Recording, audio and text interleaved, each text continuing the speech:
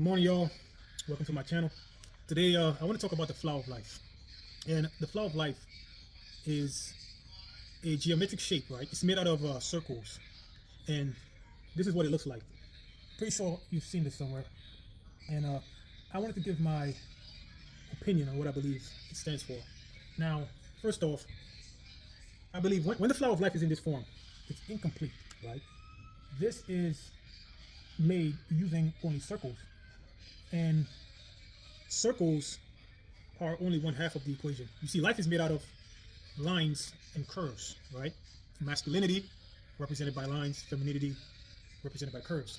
That's why women have nice soft curves, the breasts, the hips, and men are more represented by the straight lines. The broad straight lines of the chest, the veins, stuff like that. Like when a man look at a man's suit, straight line, right? Tie, straight lines. The straight lines represent masculinity, and curves represent femininity, beauty, right? Now, every time you draw the flower of life like this, you're basically leaving out the masculine side of things, the lines, right? And there's another shape I want to show you. I'm pretty sure you've seen this before. This shape right here. This represents masculinity without the femininity, you see? It's incomplete as well. Both of these shapes are incomplete. And I'll show you why. Let's begin. Start with a circle. This is the very first shape you can create in creation, right? Just like in Genesis, when they say God created the heavens and the earth, if you think about the earth, it's round, right? Or circular. Let's say you flat earth. For you flat earthers out there, I'll try to cater to you too. Let's say it's flat. Even though it's flat, imagine it being round and flat, all right? But it's circular, because that's the very first shape. If I asked you to draw a line, right, you would ask me, where do I begin, right? Because there's no point of reference, right? But with a circle, it's complete, right? It had its beginning and its end, right? And if I asked you, if I gave you the tool, it's called a compass, and I asked you to draw a circle on a piece of paper, you can put the compass anywhere you feel like. See, feelings, femininity. It's information that guides action. You see, when a thought pops up in your head, it doesn't need guidance, right? The thoughts just come out of nowhere. If I tell you right now to think of, no, if I ask you what the first thought that comes to mind when you look out the window, right? It could be anything. If you just sat there, eventually a thought is going to pop up in your head. You didn't have to do anything, right? It's just like this circle. If you had to draw a circle, you can put that compass anywhere on the paper, turn it, and you would have a circle. Now, the first line in creation does not come until you have two circles. Boom. Two circles. See? Now, when you create the first circle in the flower of life, on any point on that first circle, the first line, you could place your compass to create the second circle. Now, the first, how would I say it? The first form of masculine energy in creation is not a line, it's a point, right? So when you create a circle, the line on the circle creates infinite points, but you have to pick one, right? And picking one is what? Is an action. The thought itself is feminine, it's chaotic. A thought can have so many different possibilities, but it takes masculinity, the act of making a decision, to eliminate every other possibility and choose one point. You see how that works? That's how masculinity works with femininity in the creation process. So now we have that understood. We take a look at these two circles, and there are 2 points which are just obvious, right? And one thing I also need to show you, right? Look at the shape this makes. You see the shape in the center, right? There's a couple of things this looks like. This is called a vesica Piscis. What in this orientation, right? Think of a woman when giving birth, right? Those look like the 2 legs, right? The 2 giant circles, and the center shape represents where the baby comes through. We're on YouTube, so I gotta be very careful on how I say things. I don't want to get flagged or anything. I want to keep this PG. But use your imagination. You'll see what I'm talking about. Just pure feminine energy in its rawest form. This is it right there. The vesica Piscis in this orientation. Now, if we flip it like this, what does that look like? See? your vision, your eyes. Creation is in its rawest form right here. You see? The Vesica Pisces. It creates way for the first line. The first line. In the beginning, what happened? What the first line in Genesis? The first line, you see? Line. The first line in Genesis. In the beginning, God created heaven and earth. The first line. See it now? It doesn't matter in which orientation.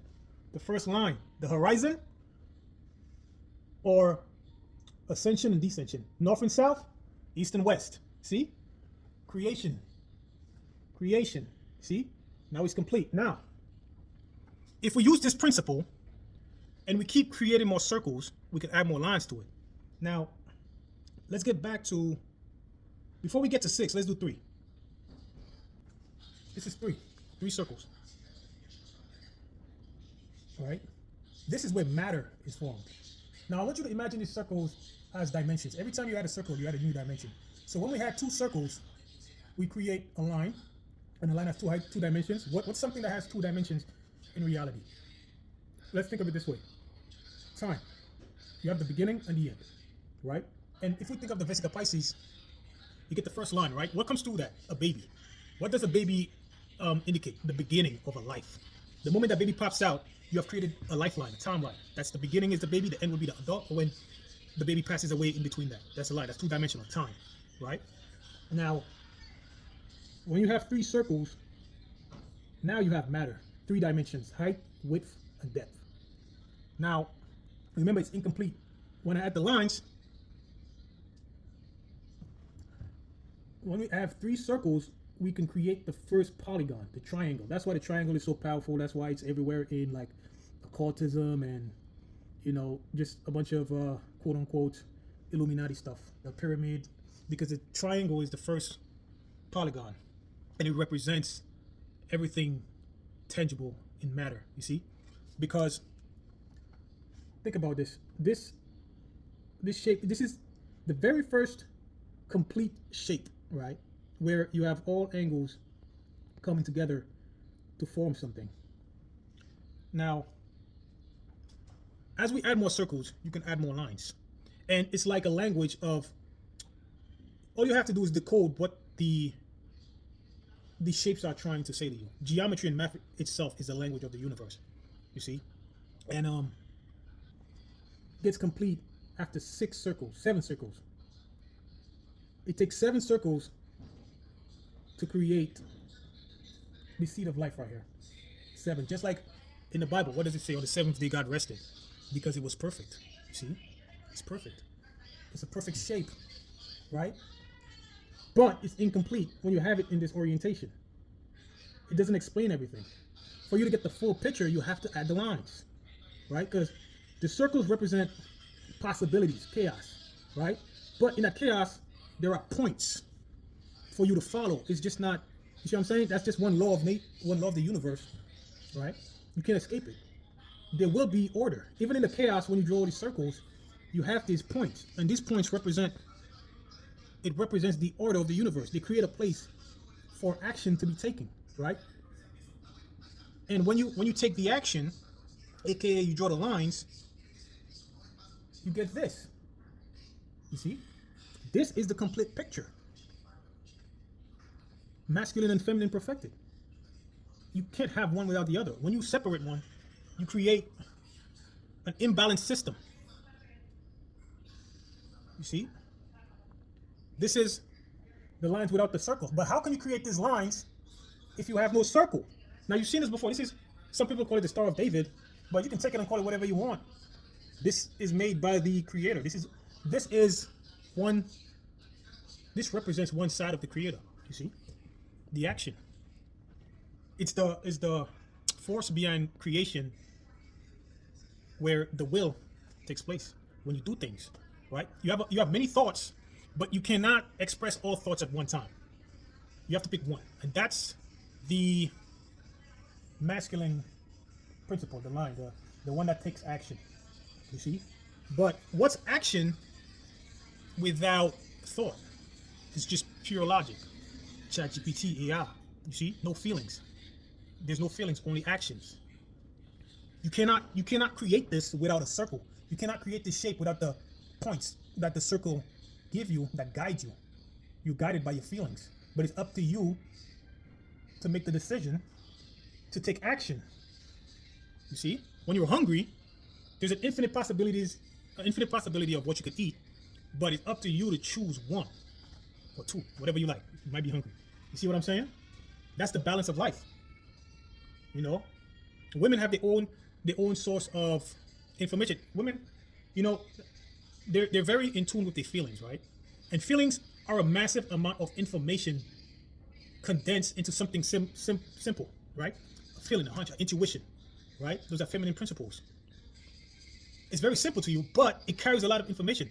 A migraine can mean so many different things. You can interpret a migraine as your head hurting, but a doctor that spent years and years in school reading up on these things can break it down into so much information, right? There's so many different possibilities of why you could have a migraine. You see, it's just a massive amount of information condensed into one thing. Just your head start hurting, and it can mean so many different things. That's feelings, so many possibilities. But it takes action and masculinity to narrow it down. You see, and this ties into 666 also, right? This is how I came upon this information. They say 6 is the number of a man, right? After the initial circle we drew 6 other circles, right? And you start to create the seed of life. Now, I don't want to stray too far, but I wanted to just talk about, you know, the flower of life and how it's incomplete without the lines, or what the lines mean. And if you like this information, man, just, you know, like and subscribe, comment. I love comments. It gives me ideas to create more videos, you know. It's basically what I just touched on, you know. Your questions give me thoughts, and then I can use those thoughts and make a decision on which video I want to make. It's the balance of life. You can't have one without the other. Thank you guys. Appreciate you. Love you. And have a good one.